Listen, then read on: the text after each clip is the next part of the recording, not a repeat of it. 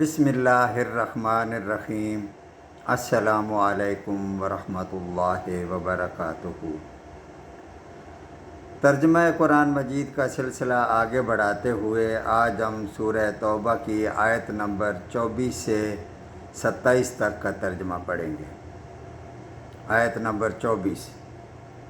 آپ کہہ دیجئے کہ اگر تمہارے باپ، تمہارے لڑکے اور تمہارے بھائی اور تمہاری بیویاں اور تمہارے کنبے قبیلے اور تمہارے کمائے ہوئے مال اور وہ تجارت جس کی کمی سے تم ڈرتے ہو اور وہ حویلیاں جنہیں تم پسند کرتے ہو، اگر یہ تمہیں اللہ تعالیٰ سے اور اس کے رسول سے اور اس کی راہ میں جہاد کرنے سے بھی زیادہ عزیز ہیں تو تم انتظار کرو کہ اللہ تعالیٰ اپنا عذاب لے آئے، اور اللہ تعالیٰ فاسقوں کو ہدایت نہیں دیتا۔ آیت نمبر 25۔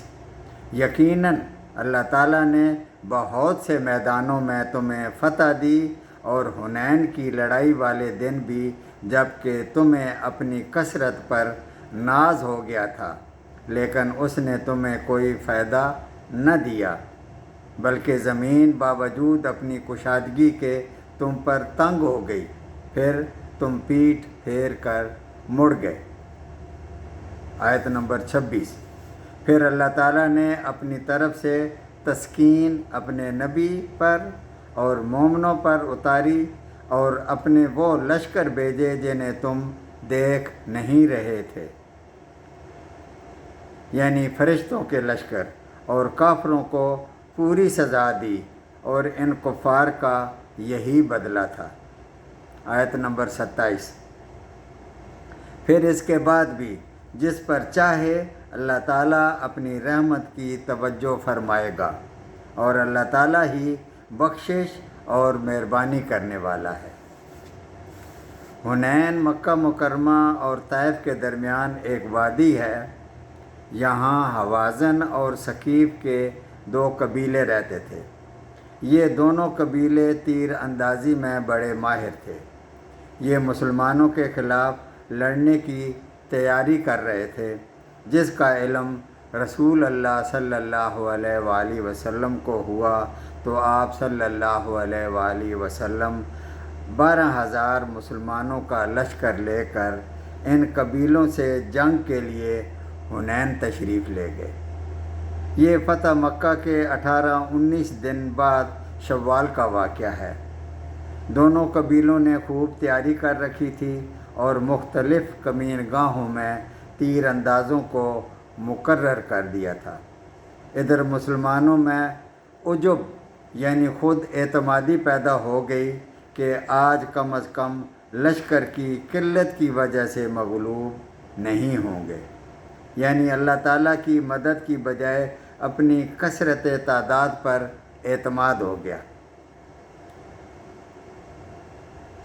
اللہ تعالیٰ کو یہ بات پسند نہیں آئی کہ یہ خود اعتمادی والی۔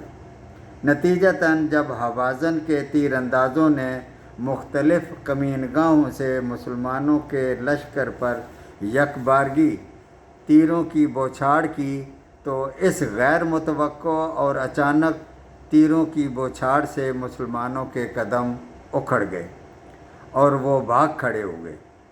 میدان میں صرف رسول اللہ صلی اللہ علیہ وآلہ وسلم اور 100 کے قریب مسلمان رہ گئے۔ آپ صلی اللہ علیہ وآلہ وسلم نے مسلمانوں کو پکارا، اللہ کے بندو میرے پاس آؤ، میں اللہ کا رسول ہوں، میں عبد المطلب کا بیٹا ہوں۔ پھر آپ صلی اللہ علیہ وآلہ وسلم نے حضرت عباس رضی اللہ تعالیٰ عنہ کو جو بڑے بلند آواز سے حکم دیا کہ وہ مسلمانوں کو جمع کرنے کے لیے آواز لگائیں۔ چنانچہ ان کی پکار سن کر مسلمان سخت پشیمان ہوئے اور دوبارہ میدان میں آ گئے۔ پھر اس طرح جم کر لڑے کہ اللہ تعالیٰ نے فتح عطا فرمائی۔ اللہ تعالیٰ نے ایک تو ان پر سکینت نازل فرمائی، جس سے ان کے دلوں سے دشمن کا خوف دور ہو گیا۔ دوسرا، فرشتوں کا نزول ہوا۔ یہاں 3 آیات میں اللہ تعالیٰ نے اس واقعہ کو مختصراً ذکر فرمایا ہے۔ صدق اللہ العظیم۔